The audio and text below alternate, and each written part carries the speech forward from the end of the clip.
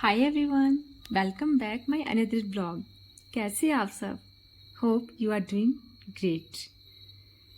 एक हाउसवाइफ का सुबह से रात तक कामों में बिजी रहना ये इंडिकेट नहीं करता कि उनकी पर्सनल लाइफ मीनिंगलेस हो गई है।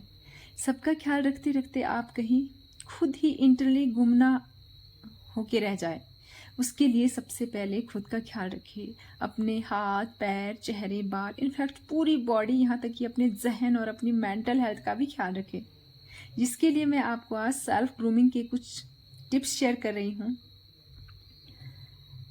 जब आप घर के काम कर रहे होते हैं, फुल डिवोशन के साथ वो काम करें, लेकिन जब उस रूटीन से आप फ्री हो जाए तो खुद के लिए ज़रूर टाइम निकालें।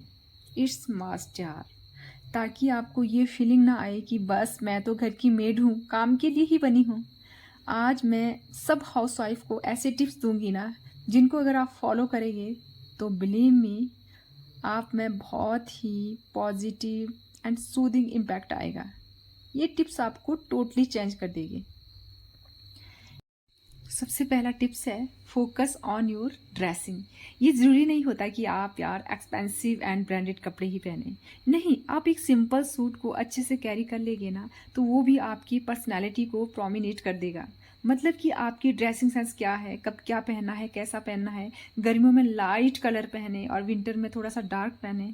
लाइट कलर ना सनरेज को रिफ्लेक्ट कर रहे होते हैं, गर्मी का एहसास कम हो जाता है। बिल्कुल कपड़े और ज्वेलरी के अलावा आप अपने जूते चप्पल की सिलेक्शन की तरफ भी फोकस करें। कभी भी किसी को देखकर, कभी भी उसको मतलब किसी और को देखकर ना खुद को उसकी तरह बनाने की कोशिश ना करें। हमेशा अपनी जेब और अपने माहौल के मुताबिक अपने कपड़े, ज्वेलरी और अदर एसेसरीज की सिलेक्शन करें। किसी ने क्या पहना है, क्यों पहना है, इस पर फोकस ना करें। खुद की पर्सनैलिटी पर इतना कॉन्फिडेंस रखें कि जो आपने पहना है वो कोई दूसरा कॉपी करने पर मजबूर हो जाए। एंड नेक्स्ट है take care of your skin. आप अपनी स्किन का बहुत ज़्यादा ख्याल रखें। आजकल मार्केट में ना स्किन केयर के नाम पे बहुत सारे प्रोडक्ट अवेलेबल हैं। क्या होता है कि इतने सारे एक्सपेंसिव प्रोडक्ट हैं ना कि हमारी पहुंच से परे होते हैं। हम लेडीज़ कई बार परेशान हो जाते हैं कि क्या बाय करें। सबसे ज़्यादा हम skin care and hair care की ही वीडियो देख रहे होते हैं। मोस्टली वो सब मतलब चीज़ें समझ में नहीं आती यार। कई बार कितने सारे स्टेप बताते हैं, सीरम लगाओ, टोनर लगाओ, वो लगाओ, वो लगाओ, तो कसम से ओफ परेशान हो जाते हैं। क्या ले क्या नहीं ले, बहुत ज़्यादा परेशानी होती है। तो मतलब इससे अच्छा है आप इन सब झंझटों में ना पड़े। आप क्लींजर के लिए दूध ले, उसमें नींबू की थोड़ी सी बूंदें डालें, उसके बाद कोई अच्छा सा मॉइस्चराइज़र लगा ले और थोड़ा सा सन ब्लॉक लेकर क्रीम में मॉइस्चराइज़र मतलब मिक्स करके मॉइस्चराइज़र लगा ले। कोई भी, या तो कोई ब्राइटनेस क्रीम लगा ले दिन में, और रात में ना एक मतलब अच्छी सी नाइट क्रीम लगा ले। That's it. इससे ज़्यादा झंझट में पड़ना फिजूल है। इतनी सी स्किन केयर कर लो ना तो इनफ है। एंड नेक्स्ट पॉइंट है take care of your physique.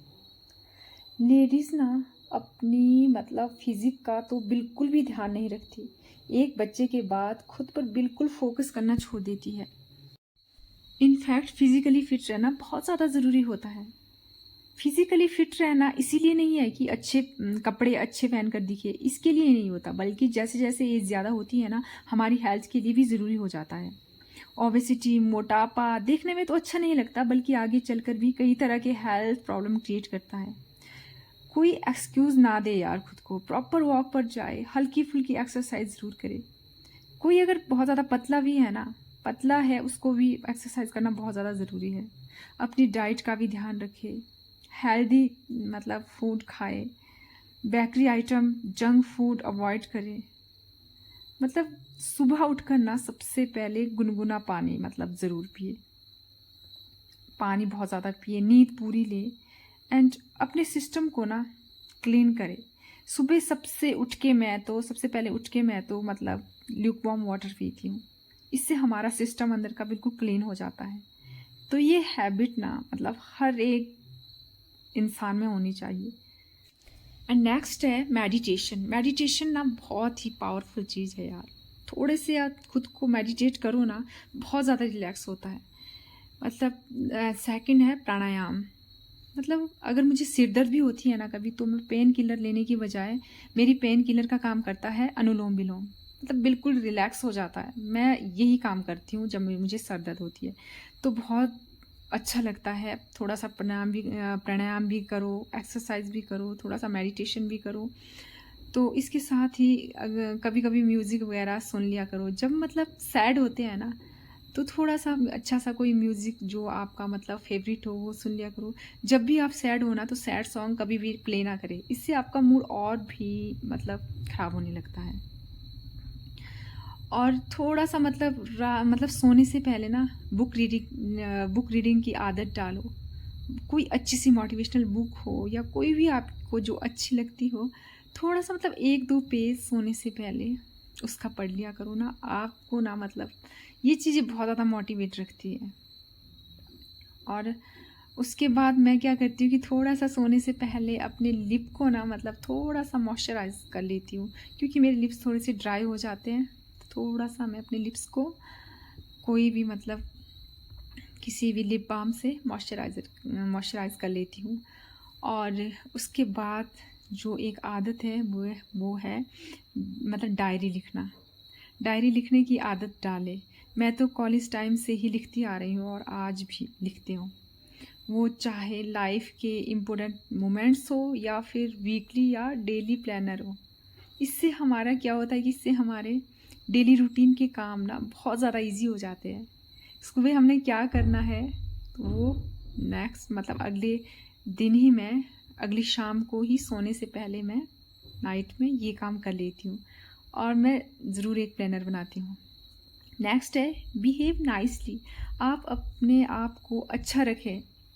चाहे आपके बच्चे में फैमिली मेम्बर, रिश्तेदार, सबके साथ आपका एटीट्यूड सॉफ्ट और फ्रेंडली होना चाहिए, ताकि कोई आपसे ना बात करते हुए ये सोचे कि मुझे जवाब कैसा मिलेगा। किसी को ये ना सोचना पड़े कि वहाँ से जवाब कैसा मिलने वाला है।